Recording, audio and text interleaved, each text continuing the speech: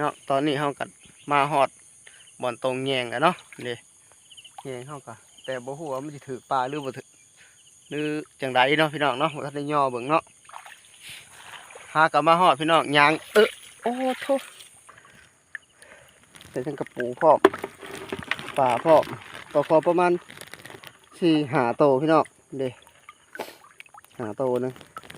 บ่ถือโอ้ยมีแต่ปลาคอเด้อพี่น้องว่าสิหยิบแยงใส่ใหม่เนาะแยงถือมาสิหยิบใส่ใหม่ปลาคอ4-5โต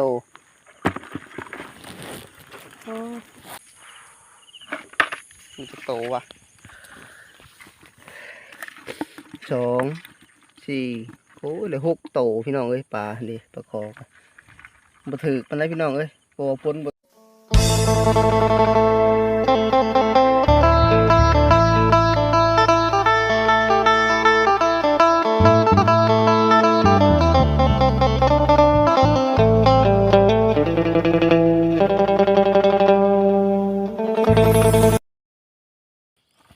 เอาถ่ายสบายดีพ่อแม่พี่น้อง FC เบิร์ดสกูสู่คนเนาะมื้อนี้ก็มาอยู่กับช่องบ่อพรถิ่นน้องหลวงเก่าพี่น้องมื้อนี้บ่อพรเองตื่นที่เช้ามาก็ได้ไปยามตรงกันเนาะพี่น้องเพราะว่าบ่อพรเองใส่ตรงปะแต่หึงนั่นแหละแต่บ่ได้ไปยามเนาะบ่ค่อยมีเวลาไปก็เลยบ่ได้ไปเนาะเมื่อแต่ว่ามื้อนี้สิไปแต่เช้าเนาะพี่น้องตื่นมากับยางออกถงพี่น้องเนาะบนหนทางเนาะหลังจากน้ำบกพี่น้องตะกี้น้ำท่วมฮอดพี่เลยพี่น้องตอนนี้น้ำกำลังบกวิดเนาะทางกับการไปมากับยากเนี่ยเนาะพี่น้องอันนี้ก็ทาง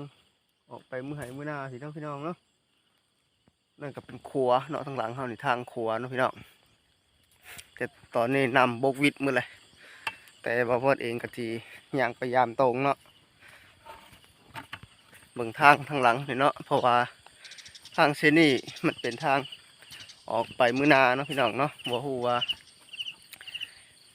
ไปได้ซำใดถ้าดินแห้งผู้ใดพี่น้องเอ้ยจังสิได้ออกไปไถไห้ไถนาไว้เนาะไถนาแรงเท่านี้แหละตอนนี้ทางยังเปื้อนอยู่พุ่นเมื่อคืนเมื่อวานนี่พัดฝนถล่มลงมาอีกเนาะพี่น้องเนาะเบิ่งเทิงผาเนาะยังมืดครึ้มอยู่พี่น้องไปผู้เดียวพี่น้องเอ้ยเบรกจกหน่อยแน่ไป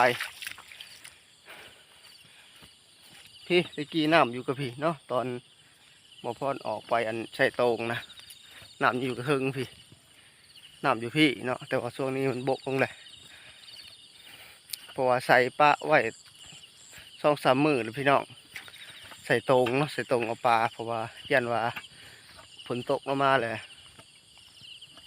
มันลงมาถึกเนาะก็เลยใส่ปลาไว้แต่ว่าพยายาม2-3 มื้อเลยแต่มื้อนี้สิพยายามเนาะแล้วก็สิเอาตัวนี้ไปต่อเนาะพี่น้องต่อทางสนมันน่ะมันหอมเนาะก็เลยสิเอาแยงน้อยไปต่อออกอีกตอนนี้ก็ย่างไว้ผู้เดียวเนาะเพื่อสิหอดก็ยังไกลเติบด้วยพี่น้องเลยตอนนี้เพิ่งฟ้ามืดครึ้มอยู่เนาะคือฝนสิตกนี่พี่น้องอันนี้ก็เป็นนาก็เจ้าเนาะน้ำท่วมเบิดเหลือน้ำท่วมก็ยังปอกเล็กแปลกไปพี่น้องเอ้ยไปตอนนี้เขาไปพ่อกันอยู่ที่โตกันได้เนี่ยพี่น้องเนาะตอนนี้เขากันมาฮอดบ่อนตรงแยงกันเนาะนี่แยงเขากันแต่บ่ฮู้ว่ามันสิถือปลาหรือบ่ถือหรือจังไดเนาะพี่น้องเนาะบ่ทันได้ย่อเบิ่งเนาะหากลับมาฮอดพี่น้องยางโอ้โธ่โธ่น้ำไม่เผื่อสิมาฮอดเนาะเมื่อของธรรมดาเนาะผู้ดีตะเว้นขึ้นเนาะพี่น้องพูดอยู่หน้าแรกนี่เนาะพี่น้องเนาะไปฉะนั้นเราจะมาหยาเมืองป่าก่อนเด้อพี่น้องเนาะว่ามันสิได้ชำได้เนาะย่องป่าก่อนผู้ส่งจะถือเนาะพี่น้องเลยไปเบิ่งกันเลยเนาะพี่น้องนี่อันนี้ก็เป็นแยงเขาเนาะแยงเขาสีใสอันนี้เขาสิมาย่อเบิ่งว่าป่ามันสิได้ชำได้ มีบ่ดูจังไดเนาะ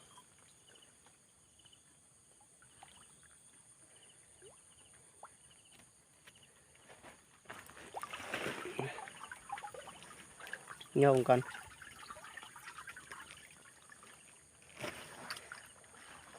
หัวมันใส่ยากมีอยู่ทางนั้นเป็นตะปีงเจ้าย่านปีงเลยไปให้เห็นปีงโอ้ที่ได้เพื่อนประคอมาถิ่มใส่บอลกันเกลือกันกับพี่น้องประคอประมาณ4-5 โตเลยนะพี่น้องเอ้ย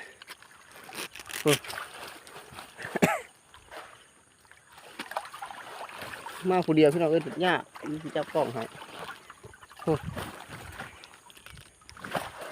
ประคอประมาณ4-5 โตนี่แหละ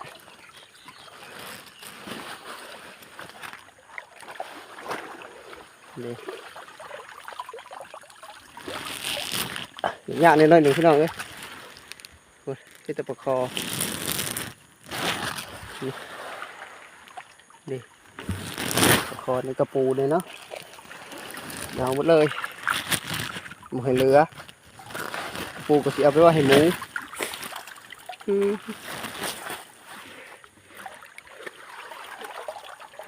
มาถึงมาได้พี่น้องเอ้ย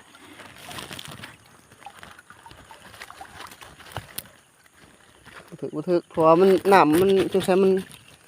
กลับคืนมาจากป่านี่เนาะนี่พี่น้องป่าจะมันลบขึ้นหัวเนียงมันสั่นเจาะเนาะอันเดีปลากะสิได้อยู่ประมาณนี้เนาะใส่ทั้งกระปูพร้อมปลาพร้อมก็พอประมาณ4-5 โตพี่น้องเด้5 โตนึงมาถือพี่ตะปอกคอด้วยพี่น้องตัวจีนิบแยงใส่ไหมเนาะแยงถือมาจีนิบใส่ไหมปอกคอ4-5 โตนี่ถือปันได้4-5 โตนึงก็เอาพี่น้องเลยใส่ปะไว้ตอนนี้ฮะฝนตกถือฝนตกมันใส่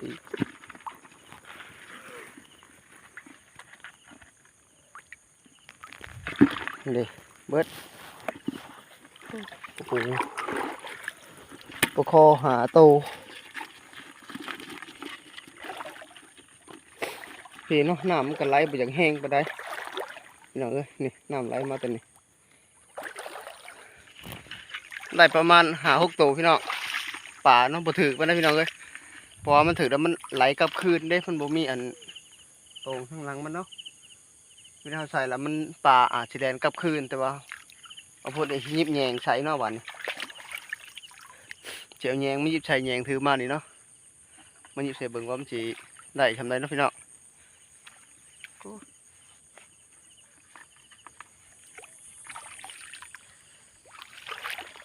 น้ำมันก็ไหลบ่แห้ง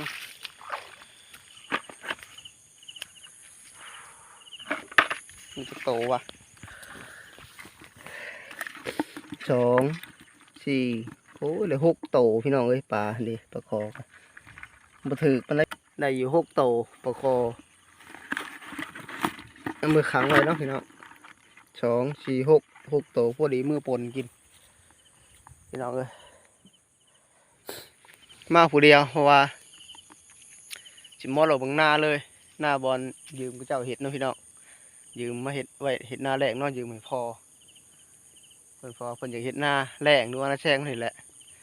เดินมายืมไว้เด้มารอเบิ่งว่ามันสิเห็ดได้ดูบ่ก็สิได้อยู่เนาะพี่น้องเนาะซื้อกันเอาจักตัดเข่านะมาตัดหญ้าออกเนาะหญ้ามันหลายหญ้าน่ะหญ้าหลายๆเนาะพี่น้องเนาะน้ำเต็มบ่เหลือพี่น้องแถวนี้ปาดไว้เบิดหญ้ามันก็หลายผู้เพื่อสิไม่ตัดอีกเนาะเอาจักมาตัดหญ้าเอาอีกพอแห้งพี่น้องเพื่อสิได้ไถอีกนี่แต่ว่าช่วงนี้มันไถได้แล้วน้ำนี่แต่ข้างหน้ามันขาดหลายกระปูก็หลายพี่น้องเอ้ยกระปูเห็ดมันหลายมันกว่าแถวนี้ผู้แค่นั้นแค่นี้หัวหญ้ามันบ่หนาปานใดพวกแค่นั้นฮอดผู้น้ำหน้าผู้ฮอดผู้แต่น้ำหน้าพุ่นยังหลายพี่น้องยังเต็มอยู่เนาะ ว่าเฮาก็สิได้มาป่านคะนาไว้เนาะพี่น้องอัดน้ำไว้เพื่อกักขังไว้ให้หญ้าเน่าหรือว่าหญ้าตายเพราะว่าสิได้มาไถหุดประมาณทางแห้งนะพี่น้องทางแห้งว่าพอนี่สิได้มาไถไว้เนาะเพราะว่าไถหุดไว้เพราะว่าตัวหน่อยมันเวียกหลายพี่น้องบ่จักอยากกลมันแหน่บ่จักอยากส่วนนั้นก็เฮ็ดคลองอีกเนาะพี่น้องเฮ็ดคลองน้ำลงมานี่ส่วนนั้นประทานลงมานี่หลายพี่น้องเวียกเพราะว่าเดี๋ยวพาอันทำมาแล้วเนาะเอาพอเองสิได้อันนำหน้าก่อนเนาะพี่น้อง